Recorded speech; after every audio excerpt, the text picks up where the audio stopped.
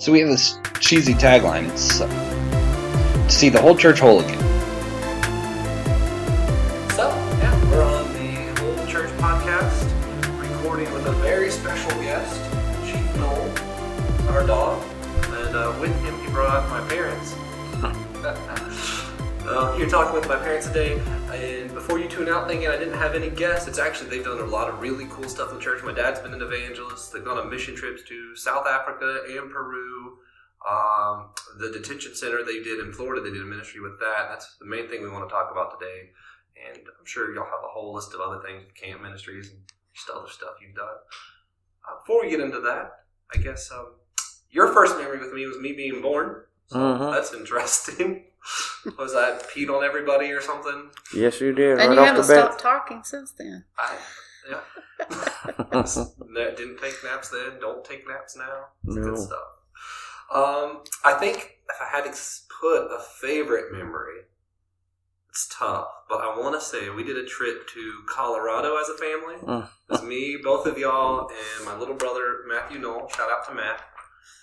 And I don't remember the order it all happened in. I know one day we tried to go tubing and we saw houses with decks on the second floor because sometimes it snows so much they need to just walk in the second floor. And the tubing place was shut down or something. No, it was bring your own tube. Oh. More interesting was the 2-story outhouses. Ooh. I forgot about that. Still don't think I understand how that worked. I wouldn't want to be on the first story. No. Oh, man. And then we had a snowball fight in some random parking lot. Vail. In the middle of Vail. The honeymoon capital of the West. There's 4 of us just throwing snowballs like that. And then the one day was the fun day. We went to Gunnison, Colorado. I think they told us it was the coldest place in America, right? Yeah, it was like minus 28 or minus 35 that morning. And people were in like short sleeves and stuff. Oh, this is the warmest weather we've had in a while. Yeah, it was great. Dad said it was a really easy drive there. He went, this was like a one-way road with no rails, straight down a mountain. 5 miles. It took 45 minutes to go. Didn't we see a ram on the way? Like on the side of the mountain? I think he was sliding too. And then we went because it was my birthday. And I loved Balto, the cartoon. Still love Balto. And, the history, all of that. So I wanted to go dog sleighing. So to go to Gunnison, Colorado, you have to dog sleigh there. But the brochure made it look like a really nice dog sleighing experience. It was kind of nice. It was cool. It was cool. But it wasn't, fancy like the brochure kind of made it look like. It was cool till we got to that little mining town and saw the coffins lined up against the fence. That was a little disturbing. Well, the bridge wasn't any fun to get there. And they tell us the coffins were there because they couldn't bury their dead till, was it July or Till something? the ground thawed Till the out. ground thawed. Yeah, lesson, don't book your vacation on the internet. Oh, man. And I think y'all had some soup with some random old people while me and Matt built snow fortresses. That was a good trip. Oh, man. But we come to talk about just all the different ministries and stuff y'all have done. I know, what was it? I think it's the author of Hebrews. He talks about the priesthood of all the believers. And then in Ephesians 4 or 5, Paul talks a lot about just the ministry that each believer does.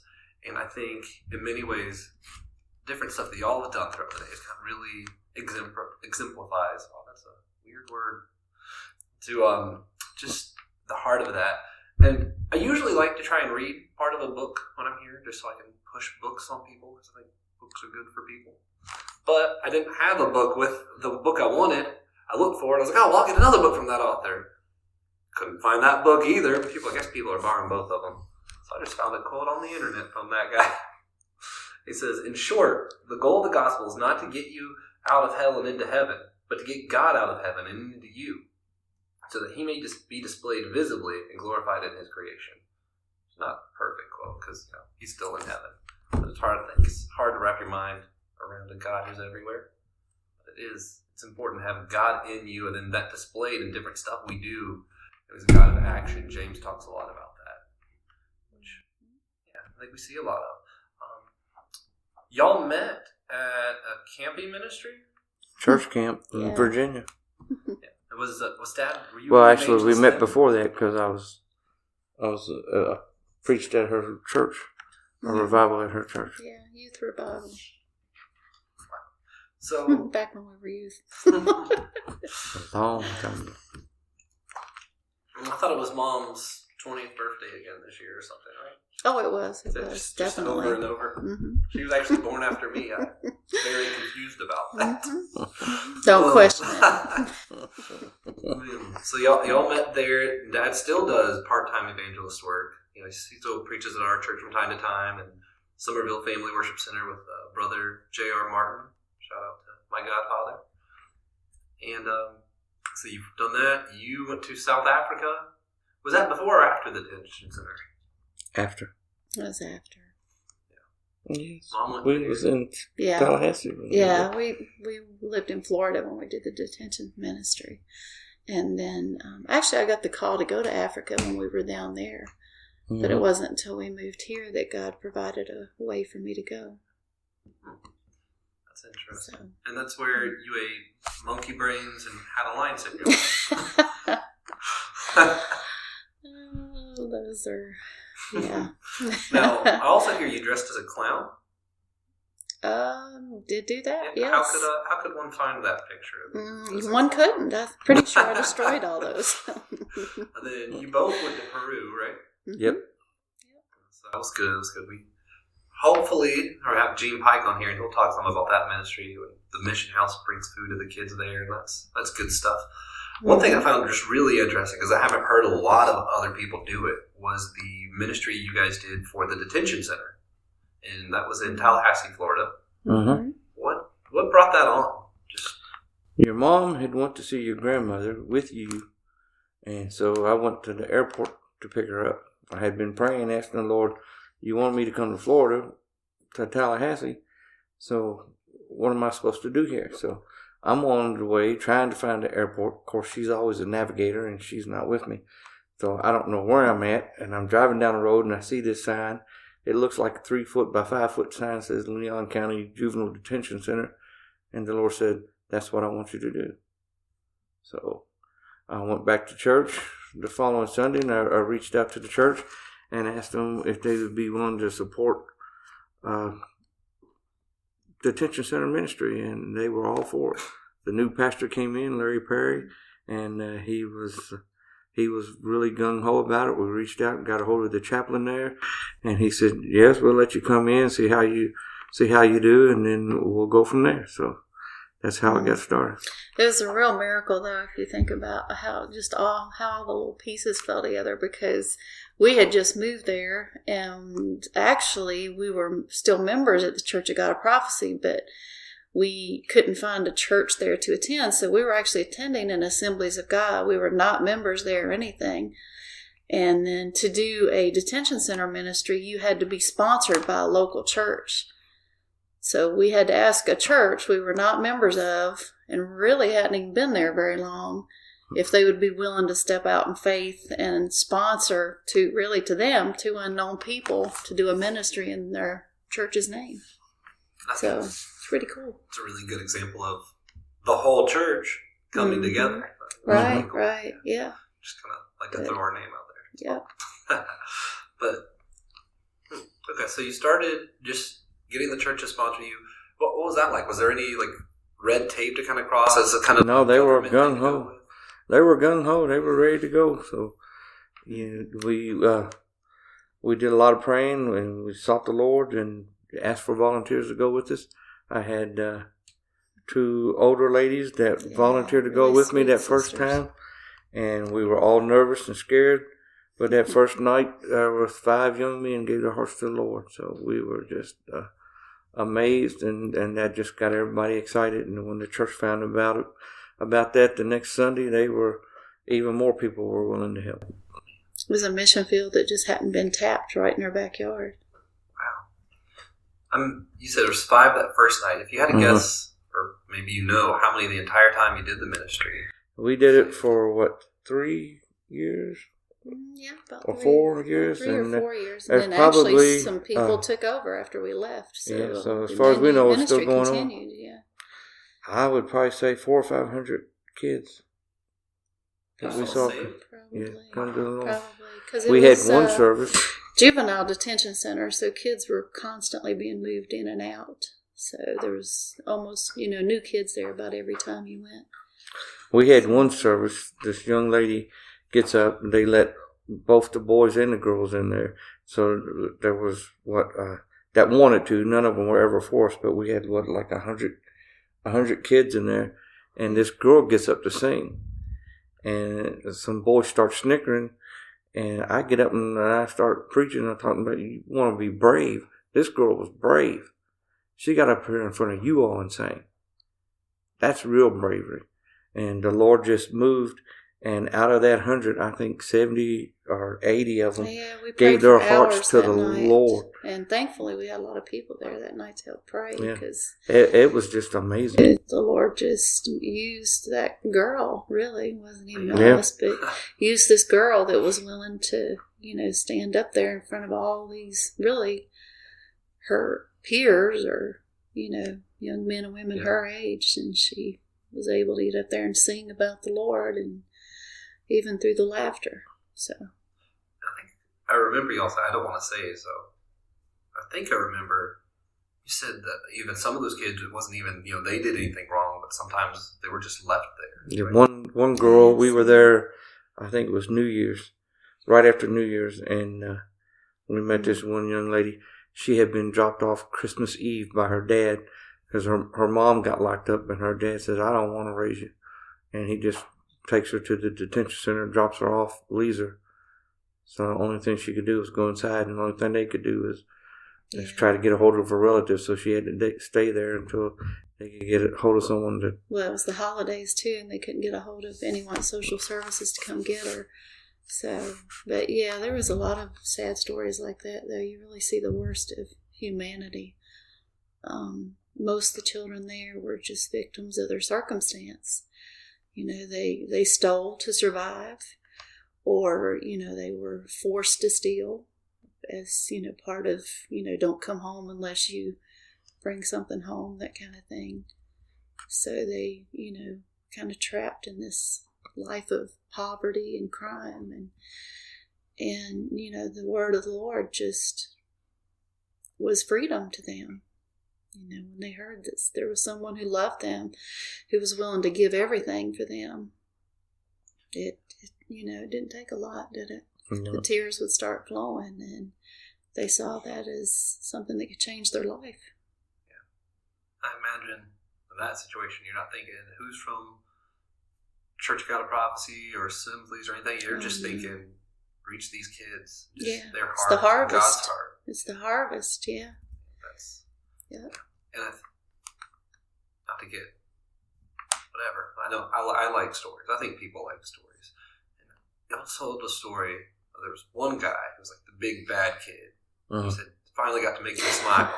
Mom played these crazy games, right? No. What was that one? Yeah, we the Lord had impressed on us that these were children. They didn't act like children because they've been hardened by life and the things that they've been through. So, we were always kind of touched by the fact that these kids, their childhood had been robbed from them, really. And so we planned Christ Fest. Yep. That's what we called it. Just a day of fun, and it was really, we had to get special permission from the detention center to do that. We were the only group they ever let do that. Yeah. Up to that point. They were very cautious about letting groups in because they said so many groups will start something and then they desert the children and let them down. And the guy there told us once, he said, we've had so many churches let these kids down that we're scared to let people in. But at that point, he's like, no, you guys are the real deal. He said, you guys want to do it, let's do it. And so we planned, we had pizza and games and CC Pizza. They donated, I think they donated like 40 or 60 pizzas for that event. Yeah. If someone's willing to buy them, I'm willing to try to eat 40 or 60 pizzas myself. But it all came, and then plus we had, previous to plan the event, the Chi Alpha ministry at Florida State had hooked in with us, and a lot of the young men and women from there were coming to the detention center with us. They led the worship, they brought their instruments, and they were a huge part of the ministry by that point. And so they came, and set up and played music, and it was an awesome day. But to get to see those kids be kids, and hear the laughter, which is not something we heard there, was just truly a gift from God. Wasn't it? So we started off the day with games, and your mom wanted to make sure there were some unique games to play. I played basketball with the guys, but your mom came up with some unique games. Well, you can thank when they all the rotated years of youth through. camp for that. So describe the game. What's a good unique game? What was this? Was the game that started this guy? Well, we wanted fun little games that anybody could play, and that it wouldn't just be like the athletic kids. So we had this one game. It was, I forget what I called it, like mixed up baseball or something. But they had to hit a ball. I think it was a plastic bat and ball. They had to hit the ball. With a noodle, they had wasn't to it? run. Had to hit a... with a noodle, that's what it was. They had to run backwards. A kickball with a noodle. They had to run backwards to first base, and then they had to get a water balloon, put it between their knees, and run to second base without dropping it. And then something else to third base. Anyway, it was just this wacky game. And this one kid, there's always one kid that all the other kids kind of look up to, the tough guy on the prison yard kind of thing.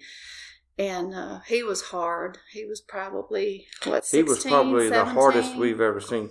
When he He got was a up, hard the rest kid, of them got like, quiet. never They would smiled. move out of his way. Yeah, they were scared. I was a little intimidated by him. I don't want to lie. He was a tough looking kid, but he was playing the game. I was a little nervous about him playing anyway, but Never smiled ever. The whole time we had been coming up to that point. right. Never and smiled. so he gets to. He'd probably been there like 6 months, and we'd never seen him smile. No, very angry young man, a lot of anger. But he gets to second base, and he puts the water balloon, and he's running, and the water balloon bursts, wets the whole front of his pants, and the whole field just whoosh, goes quiet. And I'm thinking, oh Lord, I hope you're here. I don't know what's about to happen. And everybody looked at him like to see what his reaction would be, and he just started laughing. And it was just the kids of course they just all started laughing. They were allowed to be. God gave them the gift of childhood at that moment again. For the first time for someone for a very long time. Yeah, it was beautiful to see. Now, for people who don't know, because I know you mentioned Chi Alpha earlier, that's the college ministry Assemblies of God does. Right. So, just kind of paint the picture. Y'all are going into this detention center. It's almost, or I guess it is just the prison for kids. Mm-hmm. And you're going in there with pizza, games, bunch of college kids playing music. Yep. And just lighting the place up. It was a wonderful. We did it every year that we were there. We had a sign made up. It was they had Christ a banner. Fest. Yeah, Christ Fest. And they let you do it because they knew y'all kept coming. So it was kind of a consistency thing. Well, we also had this older lady. She came, and she didn't like being there. She was very nervous. So she decided on her own that anytime there was a holiday or anything, she was going to make special candy, baskets or something. I don't remember what it was. Of things for the but kids, she was going to give them candy, and she was going to make it for however many kids was there every Easter, Christmas. And so he saw us bring these things in. They had checked them and all. I mean, it was amazing. But it was things like that where the church, they were looking for ways. How can we get part of this ministry? How can we bless this ministry? How can we touch those kids? And I mean it was God's work. I mean, you could just the way all the pieces came together and all the people that had a part in that ministry, and even like with the Chi Alpha kids, two of the ones that were helping us, they end up fall in love. They get married. Is that Jason? Yeah, Jason and Leah. They actually so cool. take over the ministry after when we find out we're moving. So it was just a beautiful thing. Jason's the one who taught himself guitar just to do worship, right? Mm-hmm. Oh, that's cool. Yeah. That's cool. Yeah, And they're good people.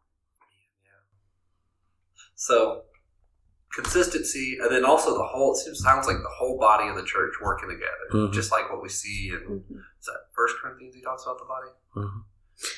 Well, it's faithfulness. Here it was sad when we first went. Here in the detention center, say that churches would come and then they would let these kids down. I mean, you got to think these kids were let down by everyone they knew. Their parents had let them down. Society had let them down. And then here was the church making all these promises, and then they let them down. So one thing we said when we started is like, we're not going to let these kids down. And we never asked them what they did. There was always a ground rule. We're not there to judge. Yeah. We're not there. That's already happened to them. Yeah. We're there to love. And that's what we came to do. And they could see that. They could see that. They could sense that. They could. One of the Chi Alpha guys, we had one of the Christ Fest. He sits down beside a kid, starts eating off his plate like they have been friends for life, and they just love this guy. But that's the way those Chi Alpha guys were. They didn't. There was no judgment. There was just, hey, you're my new best friend. Well, and then we saw too the Lord building disciples out of some of the kids that were there long term. Yeah. Remember the one boy Yeah. that got saved like right at the beginning? He was then witnessing to kids inside there, and kids were getting saved through him. Oh, that's cool. So yeah, That's it was really kind of cool. There we saw God making disciples making inside disciples. there. We had people at church, and it happened to us as well. They would go things, like a restaurant or a grocery store, and one of those kids would be there, and they would see them and come up to them. You came and bought me pizza, and hug them. We were at a Golden Corral, and we had like 2 or 3 come up to us and say, "Oh, that was the best pizza I ever had." Well, the one girl told us she got arrested on the way to go get pizza one night. So she said, "I've been wanting pizza ever since I've been in here." Oh man, that was funny. Man, that's funny. Yeah, it's easy to sit back sometimes and judge, but when you got in there and got to know them, they were just kids. They're just kids that had been dealt a rough hand, and they needed to hear a story of hope. That's good. I know first episode of this podcast, I was with Pastor Gary, and one thing we talked about, whenever we talk about uniting the church, something he said is, we all just try to get closer to Jesus. And when we do that, we just kind of find ourselves already united. Ephesians 4 says, maintaining the unity, not finding it. You already have the unity. You just have to maintain it. And I think when we look at Jesus and being like Jesus' heart very much was with kids, right? Mm-hmm. What's the one where the disciples were trying to show the kids the way? Do you know where that was? That's in the Gospels, but he suffer not the children. Let them come. Let them come. I think about, it reminds me of the wise men. If we are all truly seeking Him, we're going to end up at the same place. We'll all end up at Bethlehem. So I think that's where you get unity, is everyone earnestly seeking Him. It's really good stuff. How was it difficult to leave when you were a part of that ministry for so long? Oh, yeah, it's very sad to leave. But it was comfortable in the fact that Jason and Leah were going to be there. And they loved the ministry. Right. They loved reaching those kids. They never missed a Christ Fest. They were always there, always wanting to help. Mm-hmm. And he would come, and Jason would speak sometimes to the boys. I think Leah did to the girls. And they just wanted to keep it going. They volunteered to keep it going. We didn't have to ask. They knew we were moving, and they volunteered. We want to keep this going. Now, I took Christian, well, y'all know this, but for the people listening who might not know, I took Christian leadership at Charleston Southern University. I know, so that's something, Dr. Keith Sharp is one of my mentors. He really kind of liked to zone in on and teach. It was Jesus. He knew who was taking over the ministry before he went away. Mm-hmm. He led them, discipled them. And I think that's a very biblical idea, is that before you leave a ministry, you've already discipled, you know who's taking over. So it's not a big, I think, that sounds really, really good way that went down. I mean, it's exactly how it should. All right, so if someone is listening and they're thinking, man, I want to do that, maybe they've heard from God, they were praying when they heard it, or maybe it's just sort of a David and Goliath thing. They saw the giant of, man, there's kids in these detention centers, I should do something. How would they do that? What's the first step? Someone would start a ministry like that. Most places like that have a chaplain, and that's who I reached out to when I called.